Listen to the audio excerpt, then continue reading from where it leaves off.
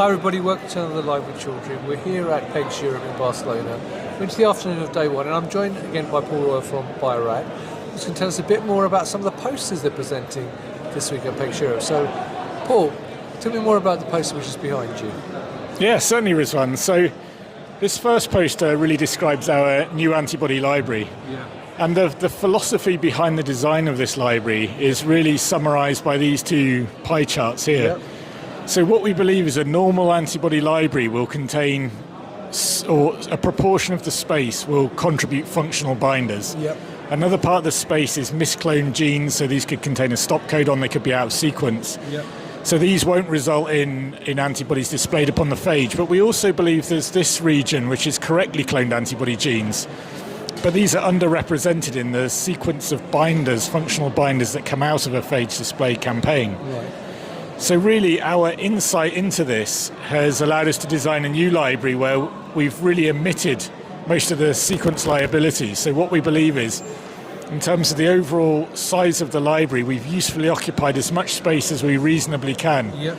with sequences that should result in binders that come out and give very good antibodies. And then within that we've also reduced the number of developability liabilities and things, so those antibodies should go forward and be really useful. What we've done is we've done a sort of test where we've generated antibodies against the topical target. Yep. And this is really a sort of proof of principle, and what we've discovered is great sequence diversity, good epitope diversity as well, 9 different epitope bins identified, and then this really summarises the developability of those antibodies. So, you know, specificity, function, good affinities, good developability criteria. As you mentioned, I've got 3 posters, this is only one, and a recurrent theme through all the posters is the SpyTag spy catcher technology. Yep. So in this poster, what we describe is a new method of phage display that we've generated, where what we do is we use SpyTag spy catcher. So just to explain this, SpyTag and spy catcher are 2 fragments of the same original protein, which when recombined will form an irreversible covalent linkage. Right. So what we've done is we've got a P3 catcher fusion incorporated into the genome of the host E. coli that we use for our phage display. And then our phage display vector basically encodes the Fab with a spy tag on the C term of the heavy chain. So in normal phage display, what you'd have would be a genetic fusion between P3 and the antibody fragment. Right. In ours, it's uncoupled, so the 2 parts are made separately, but they spontaneously assemble inside the E. coli. In phage display, the benefit of this is we don't need to subclone from a display vector into an expression vector when we're done with our biopanning. But there's also other advantages which I'll discuss in these posters over here. Right, okay, so let's go and have a look at that. Now I've joined Paul over by the second poster, so Paul, tell us more about this one. Yeah, so following on from that first poster, the antibodies that come out of our phage display campaigns are Fab antibodies, and they feature a spy tag, 13 amino acid spy tag on the C term of the heavy chain.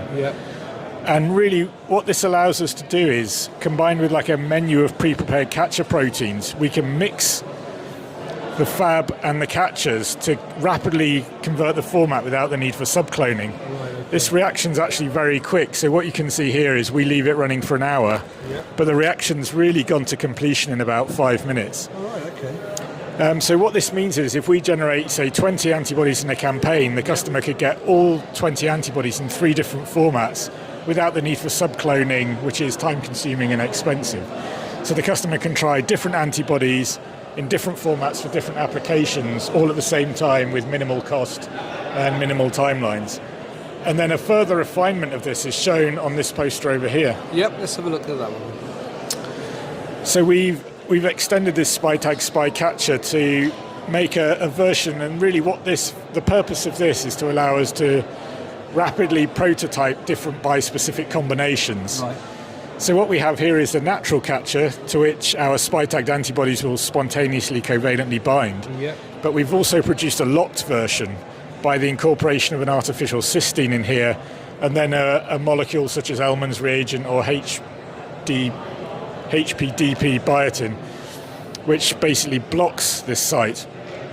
When we add a reducing agent, it unlocks this second site. So what you can do is you can add your first binding arm. It will bind with the only available catcher site, which is the wild type version. Yep. We then use a reducing agent to unlock the second one, add our second binding arm, and what you get is assembly of sort of 1-to-1 heterodimers, which is what you want when you're doing bispecific combinations. So for example, if we produce 20 binding arm 1s in a campaign, 20 binding arm 2s, we could look at all 400 combinations very quickly. This whole process takes about 90 minutes. Right, okay. So we could look at all 400 combinations without having to make each of those 400 as separate molecules and test them. It's really a mixing and an assembly process. And then what this shows is really a proof of principle study again. Here we're blocking the PDL1, PD1 interaction. In this case with a bispecific antibody, one arm binding PDL1, one arm binding PD1. We did it first in an in vitro ELISA process, and then we did a cell-based assay. And essentially what you see here is very large numbers of combinations from which you can pick maybe the best combination, and then there's a further study here where that was sort of looked at in isolation. So the SpyTag spy catcher technology has given us real versatility in terms of our phage display method, our antibody format conversion, and rapid prototyping of bispecific combinations. Brilliant. Well, thank you for that quick overview of the 3 posters in that rather condensed form. That's brilliant. So there you go, viewers. If you're here at PEGS Europe, come and talk to Paul and the team and learn more about the technology that he's talking about and the antibody libraries. If you can't, then check out the links to the individual posters. You can download them as well. And also, obviously, you can go to the website and also go to the LinkedIn page and learn more about the different solutions. So Paul, once again, thanks for your time. Have a great time in Barcelona. Thank you, Rizwan. Viewers, thank you for watching. Until next time, stay well and stay safe. Bye-bye.